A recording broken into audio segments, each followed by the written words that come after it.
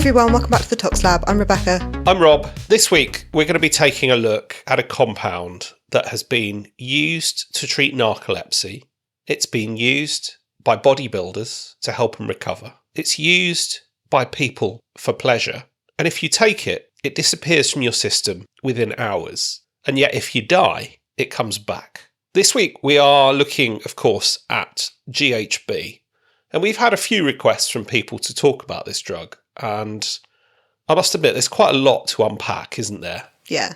There's definitely going to be a lot to look at. So we're going to be taking a look at what it is, what it does, who uses it, why they use it. Then we're going to take a bit of a look at the forensic side and some of the challenges that come from trying to test for this compound. Before we dive into today's episode, if you want to stay up to date with our content, you can find us on Instagram at _Tox_Lab. We also have a page on LinkedIn and we're fairly active on there. And for those of you who don't use social media but still want to get in touch with episode suggestions or comments about our episodes, you can email us at toxlab@gmail.com. And before we really dig into the content of today's episode, we will be talking about suicide and we'll also be talking about drug-facilitated crime and drug-facilitated sexual assault. So if that's something you really don't want to be listening to right now, please click off this episode and go listen to some of our other content. And so, what is GHB? Well, GHB stands for gamma hydroxybutyrate. And it's a compound that really started life as an experimental anaesthetic. In the 1960s, a French researcher, Henri Labrie, I may have butchered that name, synthesized GHB while studying the neurotransmitter GABA. So the neurotransmitter GABA is really quite polar. It doesn't cross the blood-brain barrier very well. And so the theory was, what if he modified that compound with a little tweak to make it cross the blood-brain barrier a bit more easily? And that was what he did, and that really was what happened. GHB is a very small molecule, and it interacts with the brain in a very similar way to GABA. And so it was originally explored as a possible anaesthetic. It was used as a sedative, and it was also used as a possible treatment for sleep disorders. And when they looked into this compound, it produced a deep sedation. It produced this sort of calm unconsciousness, was what was described. And initially, they actually thought it didn't have very much respiratory depression. But problems emerged. It had an unpredictable depth of sedation. And also people started having seizures, vomiting. And the dose between a sedative effect and dangerous sedation and coma was really quite small. And weirdly, it re-emerged again in the 80s and 90s as a bodybuilding supplement. It had a side effect of really boosting growth hormone and really helping people sleep really well after heavy exercise. And so it was sold as a fat loss aid to help people who were weightlifting. In the 80s and 90s, we started to see case reports of dependence and withdrawal syndromes. And then later in the 90s, it became embedded in club culture. It became known as G, or liquid ecstasy. And people would take it for euphoria, disinhibition, and also they'd use it for sleep after stimulants. A few episodes ago, we were talking about quaaludes, weren't we? And how people would take it in the disco scene as a way of coming down. Completely unrelated compound, but the culture was very much similar. People were using it to relax after a night of stimulants. But rather like quaaludes, another drawback and downside was seen, and that was where it started arising in drug-facilitated assault. So what is it? I've touched on it briefly. It's essentially a short-chain fatty acid. And what is remarkable about GHB is not only is it a drug, but it's also produced endogenously within the body. It's actually a breakdown product of GABA itself, and it is present in the brain tissue and in body fluids.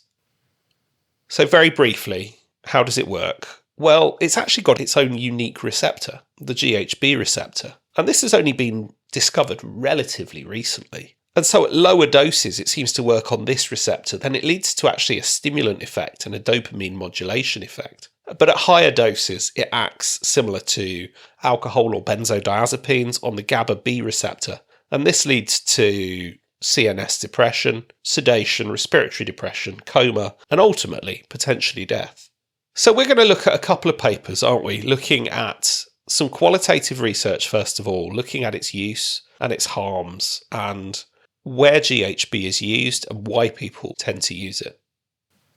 The aim of this first paper was to describe and triangulate trends from a range of national data sources to describe GHB use and associated harms in Australia from 2013 to 2023, and they wanted to determine trends specifically in GHB use among the general Australian population and 2 samples of people who regularly use drugs and GHB-related harms and treatment episodes where GHB was the main concern.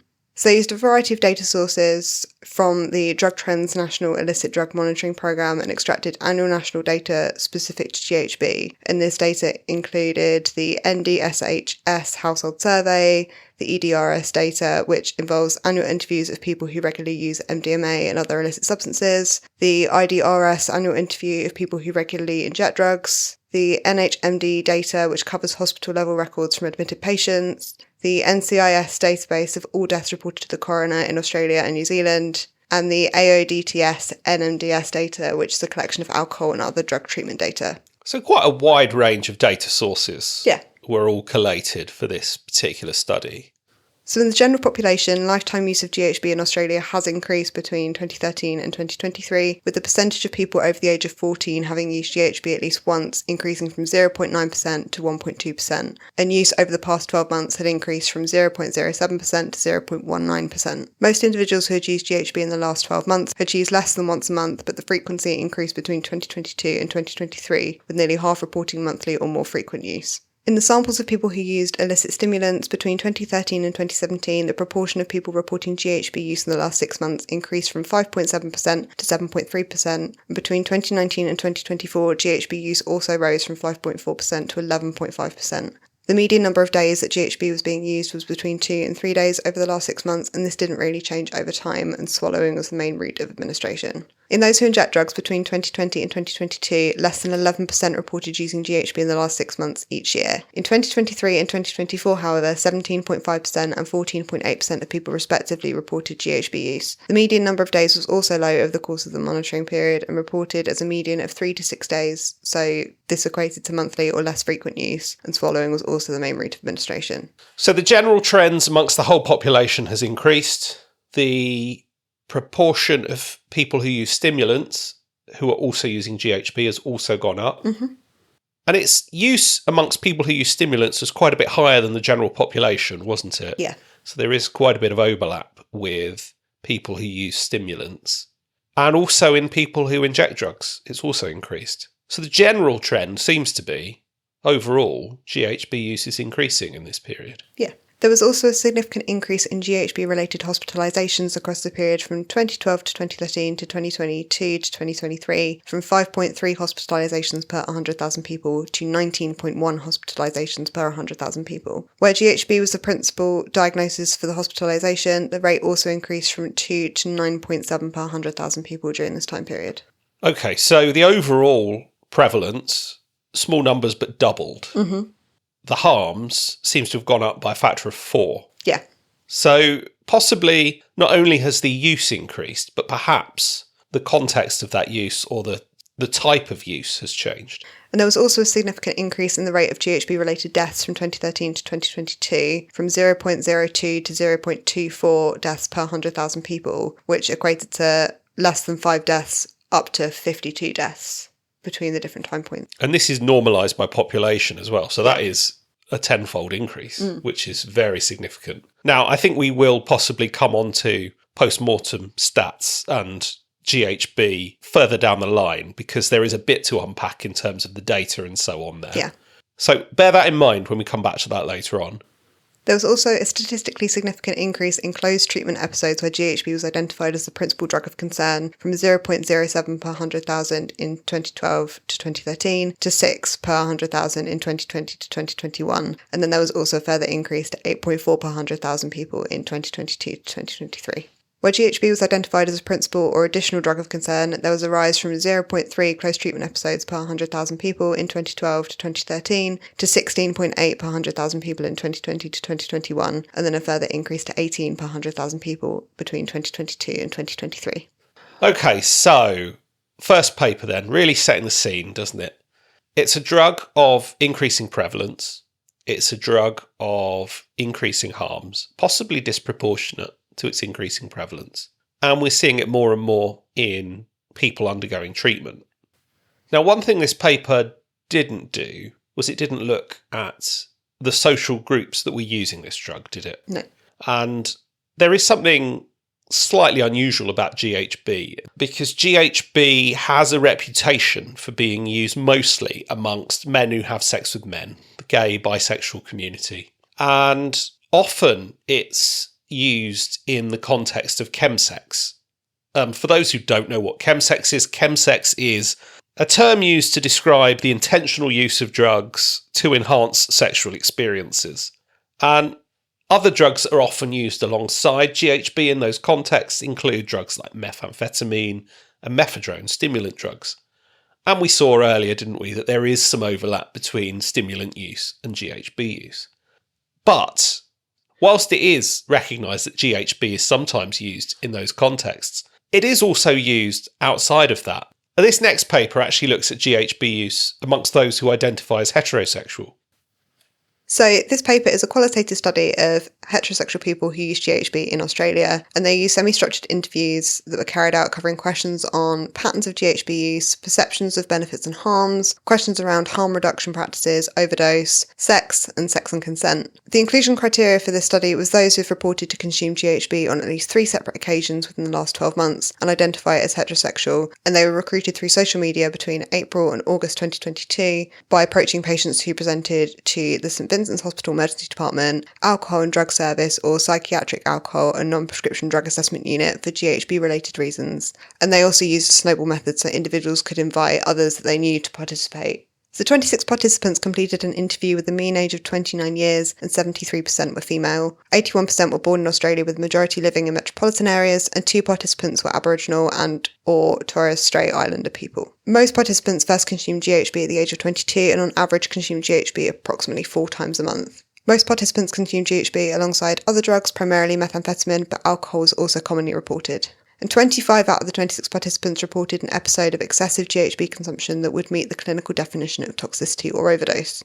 The majority also reported using GHB in sexual contexts, and participants who reported occasional GHB use consumed GHB infrequently and in recreational settings such as music festivals, parties with friends, and often alongside alcohol. This group reported experiencing minimal harms, witnessed fewer overdoses, and were less aware of the risks associated with GHB. They also didn't report other drug or psychosocial issues. Regular users, or those who used frequently but not daily and had long-term experiences with GHB, often took GHB alone or alongside friends, or with intimate and sexual partners, and was primarily used within private residences and consistently used alongside other substances such as methamphetamine. This group were more aware of the risks but experienced harms including overdose, violence, theft and injury, and several participants spoke of other issues including drug dependency, previous incarceration or hospitalisation due to mental health concerns. For those reporting daily GHB use, they reported using in a variety of contexts including public spaces, workplaces and schools, and they experienced a higher frequency of serious harms including overdoses in public spaces, theft and physical violence. GHB use was also accompanied by social, psychological and physical limitations, for example using multiple times a day, and they also reported other drug, psychiatric or legal issues. So some of these themes overlapped a bit with the use in homosexual communities, right? The use of GHB in sexual contexts was frequently reported, but also outside of that, a mixture of regular and dependent use. So in these interviews, 4 wider themes emerged, including escapism, diverse understandings and experiences of overdose, stigma, and gendered harm reduction practices. So we're going to break each of those themes down. So first, looking at escapism, users reported it as a way to shut down emotionally or mentally, or used as a way to reduce the physical impact of other drugs such as the unpleasant or persistent after effects of methamphetamine use. Individuals also reported pleasurable synergistic effects when using GHB along with methamphetamine, and also reported using GHB to ameliorate low confidence and body image issues among women reporting regular or daily GHB use.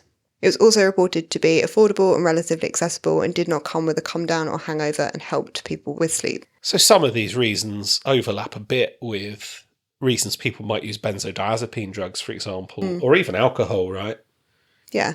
So moving on to diverse understanding and experiences of overdose, most participants reported at least one occasion of GHB use that resulted in CNS depression, including loss of consciousness, with one participant reporting more than 30 experiences. Some individuals referred to these events as overdoses, whereas others referred to them as G'ing out or blowing out. And there were also quite visceral descriptions from those witnessing overdoses and witnessing others dying from a GHB overdose, and these were understandably very traumatic experiences. The severity of overdoses reported ranged from life-threatening emergencies requiring airway clearance as a result of vomiting and chest compressions to those who didn't seek medical intervention but were unconscious and difficult to rouse. Those who had more experience of GHB use were aware of the contributors to an overdose, with one participant stating, and I quote, "a fine line between a high and comatose state, a fine line between euphoria and death." And I think this is one of the real issues with GHB, isn't it? That the dose window is really narrow. And we're talking milliliter doses. Yeah. 2 to 3 millilitres. And you go half a milliliter over that, and that could be the difference between the desirable effect and the unconscious effect. Other factors such as body weight, inexperience with GHB, concomitant drug and alcohol use, periods without sleep and food intake were also mentioned. Intentional overdoses were also mentioned, with individuals wanting to achieve unconsciousness. Some of this was voluntary risk taking to negotiate the boundaries between control and chaos, and is sometimes referred to as edge work. Others were using it to experiment with existential or emotional boundaries, with one participant stating, and I quote, "I was intentionally trying to unintentionally kill myself, so it's like I was not doing it to die, like, oh yeah, oh no. I felt like if I died, it would have been okay." Which also highlights the need for mental health support and suicide prevention in GHB harm reduction strategies. People describe giving up or giving in and relinquishing control when on GHB, and as they become more familiar with GHB, they felt they could push its limits. In terms of responding to overdoses, mild overdoses were responded to by removing their peer from harm, keeping them awake and giving them water to drink. When sustained loss of consciousness was involved, placing them in the recovery position, monitoring vital signs such as heart rate and breathing were mentioned. Others talked about blowing methamphetamine smoke or giving amphetamines to counteract an overdose, and others discussed calling an ambulance, but there was some fear of police involvement and fear of retribution from peers. Harm minimisation strategies that were brought up by individuals included using syringes or precision scales to measure their doses, having a base dose and an upper limit that they would not exceed, and testing their GHB using reagent kits or smelling and tasting it to try and detect impurities. Some also described having timers for redosing and were aware of symptoms such as nausea and vomiting or sleepiness that would be a sign of them to slow down. They also recognised relying on their peers to check in with each other. Yeah, reading some of these quotes from some of these people was really quite eye-opening to me. There was one particular person who was essentially describing symptoms of toxic overdose, somebody losing consciousness, and how within their circle that was just referred to as going for a nap. It was seen as part of the use of GHB, was to actually take so much as to actually lose consciousness. There's a few things we haven't mentioned, actually. You were talking about syringes and impurities, and we've not actually mentioned the forms that GHB comes in. And so GHB is typically dissolved in water, and 2 different bottles of GHB could actually contain different concentrations of GHB itself. But sometimes GHB is taken in the form of GBL, and GBL, gamma butyrolactone, is actually a cyclic ester of GHB. And this is sometimes used in industrial solvents, and that is converted to GHB within the body. And finally, there's also 1,4-butanediol, which is an alcohol compound, again used as an industrial chemical. And that itself is also converted to GHB within the body. So the same drug actually can come in multiple different forms, and each of those different forms will have differences in dosing and purity. Moving on to stigma, there was a perception among non-users that GHB was more dangerous than other drugs, including methamphetamine. Disinhibitory effects and features of acute toxicity were unpleasant to witness for consuming peers and non-consuming bystanders. And drink spiking and sexual violence also played into discussions around stigma. And we'll talk a bit more about drink spiking and drug-facilitated crime in a little bit. Gendered harm reduction practices was the last theme that was identified in this paper, and women reported requiring heightened vigilance towards risk associated with sexual violence and reported only using with people they trust who wouldn't take advantage. They also reported the importance of handling it, dosing it and measuring it yourself to prevent predatory crime, and there was also a theme of women protecting each other even if they didn't know them before to protect them from violence. So that is very much an intro to GHB and some of its use patterns, some of its harms, and some of the reasons why people might choose to use this drug. I think this is a really, really interesting paper, actually, because I think it shows something really, really important. I'm certainly guilty of, in the past, thinking GHB was really only used in chemsex contexts between men who have sex with men. And this paper clearly shows that that isn't the case, that there are other people that are potentially affected by GHB. And I think that's really important because there is now increasing awareness of GHB and increasing moves to targeting harm reduction practices, for example, towards men who have sex with men. But actually, it's possible that we're going to be missing some key people by focusing on those communities. Yeah, that is a really good point. If all the harm reduction strategies are targeted towards those groups that people most associate GHB use with, you are going to miss a chunk of people who are using it, who don't fall into those categories. And they're also vulnerable groups of people who do need the support, and especially not just the support to stop using GHB, but also like mental health support and possibly legal support. A lot of them were reporting legal issues around their GHB use. There are definitely wider social harms associated with it that also need addressing.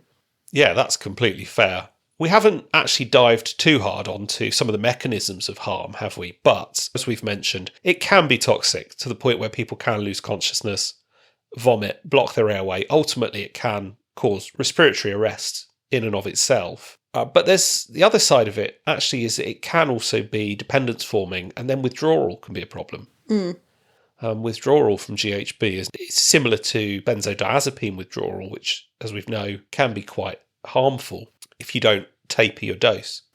And as we've said, the other harm can be this being taken advantage of whilst unconscious, and that is a real risk. So I think we're going to wrap this episode up here, but we're not done with GHB. We're going to come back next week to unpack some of the forensic angles. If you found this episode insightful or useful, do consider sharing it. We would really appreciate that. Thank you again for spending time listening to us. Hope you all have an amazing week and see you next time. Bye!